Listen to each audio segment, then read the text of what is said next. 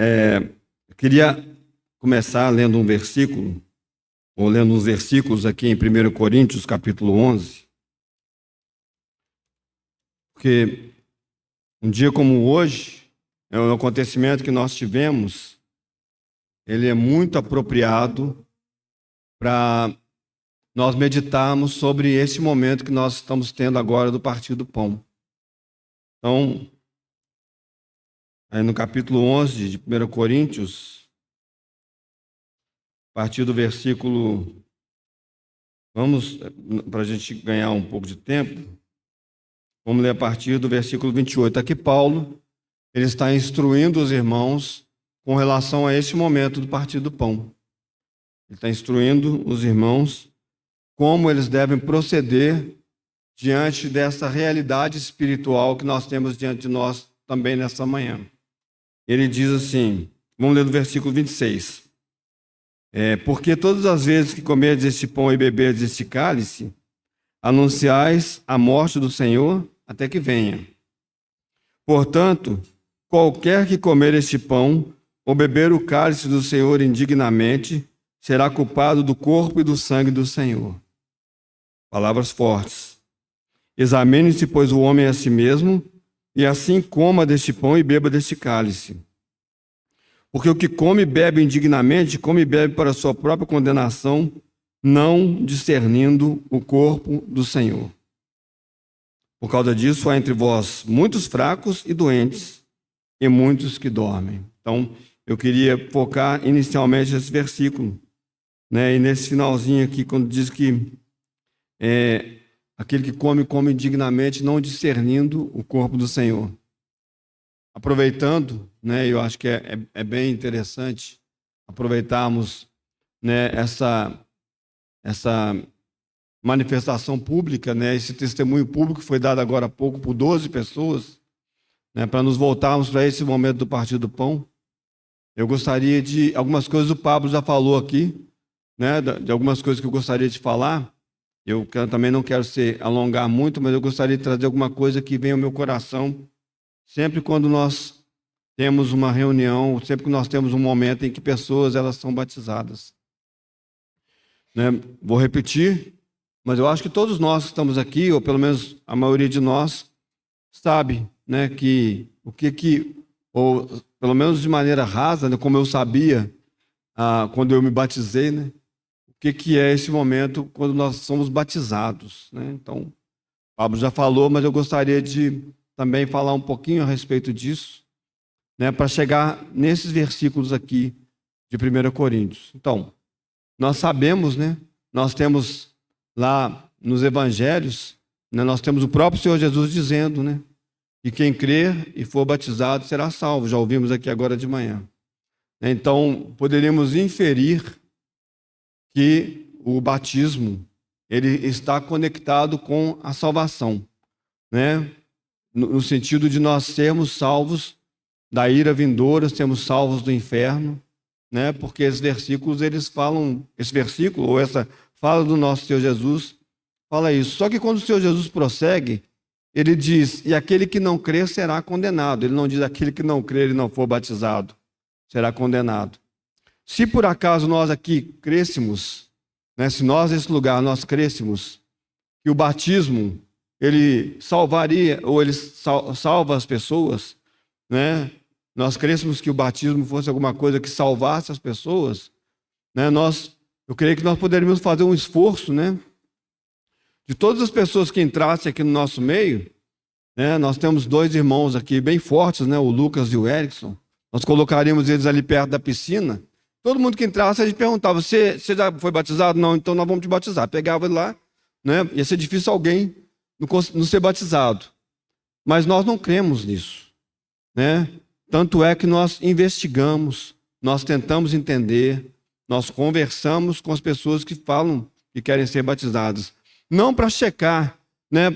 Fazer um checklist, né? A pessoa tem que responder as perguntas com as respostas que nós achamos que são as respostas corretas para ser batizado. Também não é isso. Porque a verdade é que nós sabemos que o batismo ele é alguma coisa muito, muito séria e muito importante. Então nós queremos ir diante do Senhor juntos, nós queremos conversar, nós queremos investigar, nós queremos saber, né? Aí no caso, muitas crianças, né? Adolescentes batizando, nós queremos saber, então, né? Essa pessoa, para ela passar pelo batismo, né? Para não simplesmente passar por um momento em que ela entra na piscina, né? E sai molhada, né? Essa pessoa, ela testemunhou do Senhor Jesus, né? Ela conseguiu enxergar o que é o batismo. E para chegarmos nisso, irmãos, né? Para que nós sejamos batizados, então algumas coisas, elas precisam ficar muito claras para nós. A palavra de Deus, né? Quando nós pegamos o Velho Testamento, ele vai apontar para o Senhor Jesus. Né? O Velho Testamento vai apontar todo para a pessoa bendita do nosso Senhor Jesus. E há vários tipos no Velho Testamento que são tipos de coisas que se tornaram, que vieram a ser a realidade no Novo Testamento. E uma delas, que eu gostaria que a gente meditasse um pouquinho aqui agora de manhã, ela é até clara, né? Porque algumas a gente tem que falar assim, olha, isso aqui parece que é isso. Né? A gente vai tendo alguma revelação, a gente vai tentando entender. Nossa, isso que aconteceu no Velho Testamento, aqui a verdade aqui no Novo Testamento em Cristo parece ser isso. Mas tem uma delas, uma que eu gostaria de considerar aqui, que é com relação ao batismo, e está lá na primeira carta de Pedro. Acho que muitos de nós conhecemos essa passagem, porque aqui fala claramente que a arca ali, né, o dilúvio, aquilo ali era um tipo do batismo. Então eu queria considerar algumas coisas ali, né, para os novos irmãos que se batizaram hoje, para todos nós pensarmos a respeito disso. Então aqui, em 1 Pedro, no capítulo 3, vamos ler a partir do versículo 18. Diz assim, 1 Pedro 3, a partir do versículo 18. Porque também Cristo padeceu uma vez pelos pecados, o justo pelos injustos, para levar-nos a Deus, mortificado na verdade, na carne, mas vivificado pelo Espírito, no qual também foi e pegou os espíritos em prisão, os quais em outro tempo foram rebeldes, quando a longanimidade de Deus esperava nos dias de Noé, enquanto se preparava a arca, na qual poucas, isto é, 8 almas se salvaram pela água. Que também, como uma verdadeira figura, agora vos salva. Batismo, não no despojamento da imundícia da carne, mas da indagação de uma boa consciência para com Deus, pela ressurreição de Jesus Cristo, o qual está à destra de Deus, tendo subido ao céu, havendo-se sujeitado os anjos e as autoridades e as potências. Esses versículos aqui de Pedro, né, o nosso irmão Pedro, o apóstolo Pedro, ele teve essa revelação e ele traz para nós com muita clareza que houve um acontecimento no passado em que Deus ele estava mostrando alguma coisa que se tornaria uma realidade espiritual, não um fato que se tornaria uma realidade espiritual para todos nós os que cremos. Então aqui a gente tem algumas coisas que eu gostaria que a gente prestasse atenção, porque é isso, é o testemunho que nós damos nessa manhã, o testemunho que damos nessa manhã, o testemunho que damos quando batizamos é a respeito de uma pessoa, como foi lembrado agora há pouco, é a respeito de Jesus Cristo. Então o Senhor Jesus, ele se manifesta, ele vem a esse mundo e ele morre pelos pecados, como começa dizendo aqui, né, a partir do versículo 18. O Senhor Jesus morreu pelos nossos pecados. Essa é a primeira coisa. Então se nós desejamos batizar, ou se alguém deseja se batizar, e nós falamos assim, olha, você deseja se batizar, por que você quer se batizar? E o fundamento dessa pessoa, ainda que talvez não sabendo muitas coisas, não for, esse fundamento não for que Jesus Cristo morreu pelos pecadores, então nós precisamos esperar um pouco, nós precisamos ter um pouco mais de clareza. Se nós não sabemos, se nós não entendemos que nós participamos de alguma coisa, nós nos batizamos, nós vamos para esse momento, porque Jesus morreu pelos nossos pecados, Então alguma coisa realmente precisa mudar na nossa mente, na nossa maneira como nós enxergamos. Não faz qualquer sentido para nós, nenhum sentido. Alguém que se batize por tradição. Então eu tenho filhos e os meus filhos eles se batizam porque os pais são cristãos. Não, meus pais são cristãos, então por conseguinte eu também serei cristão.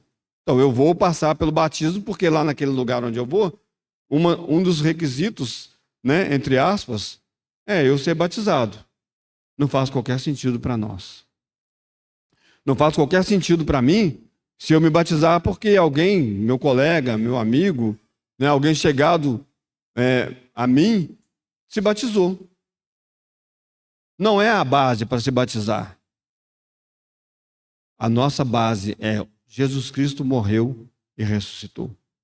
O batismo, ele só terá efeito, né? Ele só será aceito diante de Deus, ele só será alguma coisa realmente espiritual, válida, se eu crer no Senhor Jesus. Aquele que crer, ele será batizado e ele é uma pessoa salva. O batismo, então, na nossa perspectiva, ele também tem a ver com o que acontece aqui no restante desses versículos. Porque não vou entrar nesse particular, né? Não tenho condição para isso. Né? Muitos irmãos, eles debatem sobre esse assunto, mas a Bíblia fala que quando o Senhor Jesus ele morreu, ele foi e pregou os espíritos em prisão. E o que nós então podemos extrair disso? Que o batismo, né, na morte do Senhor Jesus, há uma proclamação de vitória. Há uma proclamação de que o Senhor Jesus ele venceu.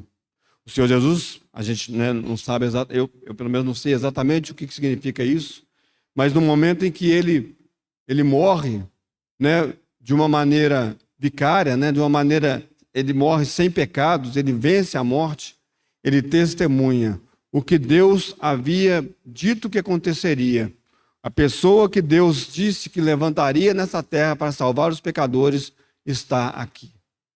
Ele, o Senhor Jesus, ele pode proclamar, porque esse pregar aos espíritos em prisão ou em cadeias significa uma proclamação pública. Quando nós nos batizamos, nós estamos proclamando publicamente uma vitória. A vitória do nosso Senhor Jesus. E aí nós podemos ir depois para outros versículos que nos dizem isso, né? Que dizem que quando nós somos batizados, o nosso batismo, ele testemunha que no nosso coração já houve alguma coisa, já aconteceu alguma coisa muito poderosa. Nós vimos o quão pecadores nós éramos, o quanto de pecados nós tínhamos, né? A quantidade de pecados que nos deixariam fora da presença de Deus, mas nós vimos o Salvador. E nós, ao sermos batizados, nós estamos dizendo, eu estou confessando publicamente que eu estou conectado com Cristo. E se Ele morreu, eu também estou morrendo. Mas se Ele ressuscitou, eu também estou ressuscitando. Eu estou ressurgindo. O fato de nós vermos pessoas sendo introduzidas na água e depois retiradas, significa que essas pessoas estão dizendo, eu faço parte de um novo grupo de pessoas, de uma nova humanidade, criadas em Cristo para agradar a Deus. E aí esse é um ponto que eu gostaria de chamar a atenção, que é o que está aqui falando, o que está sendo falado aqui em 1 Coríntios. 1 Coríntios nos fala nessas palavras pesadas, difíceis, que nós podemos, o nosso problema ao estarmos diante dessa mesa é nós não discernirmos o corpo de Cristo. Alguém que se batizou, alguém que creu no Senhor Jesus precisa discernir o corpo de Cristo. O que é isso? Você precisa saber, eu preciso saber, que agora eu faço parte de uma nova humanidade. De pessoas que foram tiradas de Adão, que está condenado a uma eternidade sem Deus, e foi colocado em Cristo, religado a Deus, reconectado a Deus, se tornou filho, filha de Deus. E agora eu preciso, então, ao entender isso, saber que a minha vida, ela é uma vida que precisa ser diferente. Saber que a minha vida é uma vida que agora, ela não é mais nos padrões deste mundo. Eu não vivo agora mais de acordo com as coisas que esse mundo acha que são boas, que são atraentes, que são corretas. Eu vivo agora nessa vida de Cristo, com Cristo, perguntando para Ele, para o Espírito Santo constantemente, o que eu devo fazer? Como eu devo andar? E a palavra de Deus é luz para o nosso caminho. A palavra de Deus é lâmpada para os nossos pés. A palavra de Deus é apta, ela tem condições de nos mostrar o que Deus deseja de nós e o que Deus não deseja. O lindo, maravilhoso dessa situação é que, ao darmos esse testemunho público de que nós morremos para o mundo e estamos vivos para Deus, nós estamos verdadeiramente vivos espiritualmente com a vida de Deus que vem habitar em nós pelo Espírito Santo. Agora, nós temos uma pessoa bendita da Trindade de Deus que habita em nós. E essa pessoa, ela tem toda condição e poder e graça e suficiência de nos levar a Cristo constantemente e nos transformando à imagem de Cristo. Então, cada um de nós aqui testemunhamos nesse momento exatamente isso. O que nós testemunhamos? Que nós somos de Deus. Que nós fomos salvos pela graça. Que nós não éramos melhores do que qualquer outro pecador. Muito pelo contrário. Eu já vi gente dizendo isso. Olha, você se acha superior porque você se diz salvo. A minha resposta é, eu me acho inferior, por isso eu me digo salvo. Por isso eu digo que eu sou salvo. Sabe por quê? Porque se eu me achasse superior, eu diria que eu não preciso de um Salvador. Como eu me acho inferior, eu digo que eu preciso de um Salvador. E encontrei um Salvador idôneo, encontrei um Salvador poderoso, encontrei um Salvador capaz de me tirar das trevas, da podridão do pecado, da imoralidade e de qualquer coisa que você possa nomear para a glória de Deus. A gente sabe, a gente conhece esse versículo em Romanos. Todos pecaram e foram destituídos da glória de Deus. A palavra de Deus que diz isso é a mesma palavra que diz que nós estamos sendo transformados de glória em glória à imagem de Cristo. E que faremos parte disso. E que teremos parte na sua glória. Agora, para que isso aconteça, só mesmo o Espírito Santo abrindo os nossos olhos e nos mostrando o quanto nós precisamos de um Salvador. Quanto de maneira absoluta nós necessitamos de um Salvador.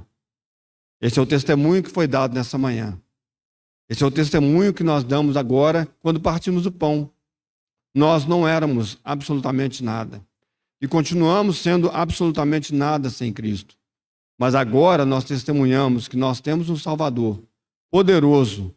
Um Salvador que pode nos levar e nos levou e pode nos levar até o fim a sermos o que Deus planeja para que nós sejamos. Essa é a glória desse momento. Isso é o que Deus fez por nós. E para os que se batizaram hoje, mas que também serve para cada um de nós.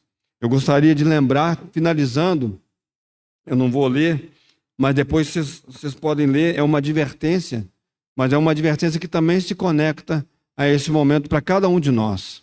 Depois, os irmãos e as irmãs leiam Mateus capítulo 22, do versículo 1 até o versículo 14, Mateus 22, do 1 ao 14.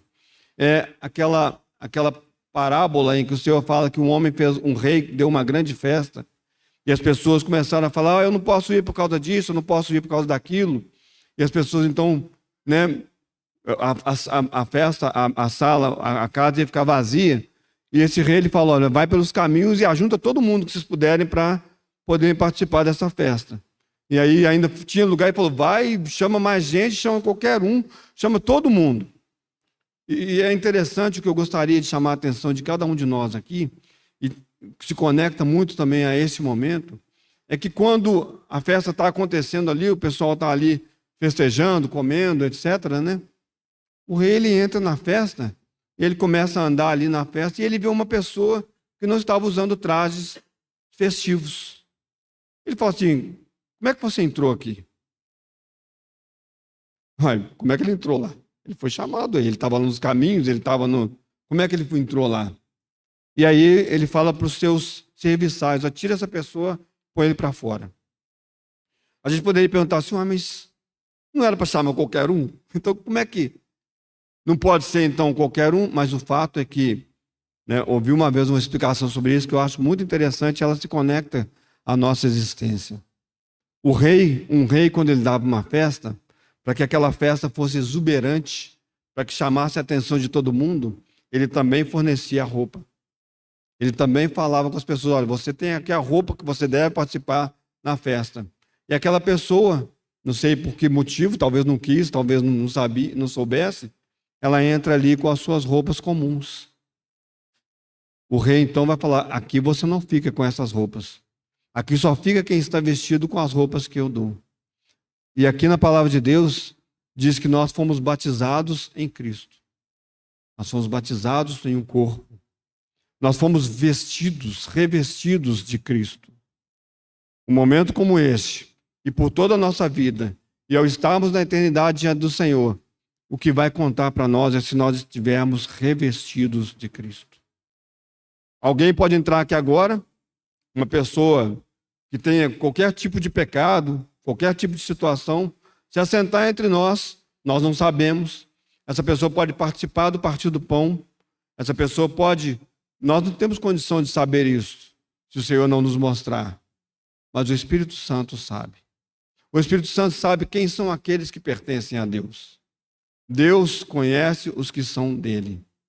Então não adianta qualquer ato da minha parte, qualquer batizar ou fazer qualquer coisa, se eu não estiver revestido de Cristo. E nesse momento, a nossa grande alegria, aqueles que creram no Senhor, é que nós podemos participar. Parece uma coisa muito simples, não parece? Parece ser um momento, e nós fazemos isso todos os domingos. Parece comum para alguns de nós, mas é poderoso esse momento. É um momento em que nós testemunhamos que nós estamos revestidos de Cristo. É um momento que nós testemunhamos que nós éramos pecadores perdidos. Agora fomos encontrados pelo nosso Deus. E em Cristo, na sua morte e na sua ressurreição, aproximados dele, fomos selados com o seu Espírito Santo, pertencemos a Deus. E todos nós que confessamos e professamos isso, somos convidados por ele a participarmos de um momento como esse, a dizermos, Senhor, eu te dou graças. Obrigado pelo que o Senhor fez por mim. Obrigado pela salvação que o Senhor me deu. Obrigado, Senhor, porque quando eu estava morto nos meus delitos e pecados, eu não te buscava. Eu não queria saber do Senhor. Mas o Senhor mandou o seu Espírito Santo atrás de mim, Senhor. Me convenceu do meu pecado. Abriu os meus olhos e me trouxe a sua presença. E agora nós testemunhamos também que em algum momento, né, hoje mais próximo do que ontem, né, hoje domingo mais próximo do que a semana passada, em algum momento da nossa existência, ou nós partiremos e estaremos com o Senhor, ou ele virá nos buscar e também estaremos com ele. Também testemunhamos disso. Que o Senhor abra os olhos de cada um de nós aqui, para enxergarmos essa verdade que foi pregada de uma maneira poderosa nessa manhã. Jesus Cristo é o único que pode salvar os pecadores. Senhor, nós te damos graças nessa manhã. Nós te damos muitas graças, Senhor. Nós estamos muito felizes, Senhor, porque nessa manhã nós de novo, Senhor, testemunhamos, Senhor, da tua fidelidade, Senhor. Testemunhamos do teu amor, Senhor, da tua graça, Senhor, incomparável, Senhor. Senhor, da tua misericórdia, Senhor, abundante sobre as nossas vidas, Senhor. Sobre as vidas de jovens e crianças, Senhor. Senhor, sobre a vida de cada um de nós aqui, Senhor. Nós queremos agradecer a Ti, Senhor, porque ao partirmos o pão, Senhor, nós podemos testemunhar, Senhor, desse amor que o Senhor tem por nós, Senhor. Podemos testemunhar dessa graça que foi, Senhor, dada, Senhor, para cada um de nós, Senhor, derramada abundantemente sobre nós, Senhor. Dessa misericórdia, Senhor, que se renova dia após dia, Senhor. Obrigado, Senhor. Obrigado por esse momento, Senhor. E obrigado, Senhor, também porque o Senhor prometeu e nós cremos. O Senhor virá. Senhor, em breve o Senhor virá buscar os seus, Senhor. Senhor, dos quais, Senhor, fazemos parte, Senhor. Bendito é o teu nome, Senhor, porque o Senhor não nos deixou nas trevas. O Senhor não nos deixou na escuridão. Mas o Senhor se lembrou de um pecador malvado, Senhor, perdido, Senhor, como eu, como cada um de nós, Senhor. Bendito é o teu nome, Senhor, porque a tua graça foi muito maior, Senhor, do que os meus muitos pecados, Senhor. Bendito é o teu nome, Senhor. Obrigado, Senhor Jesus.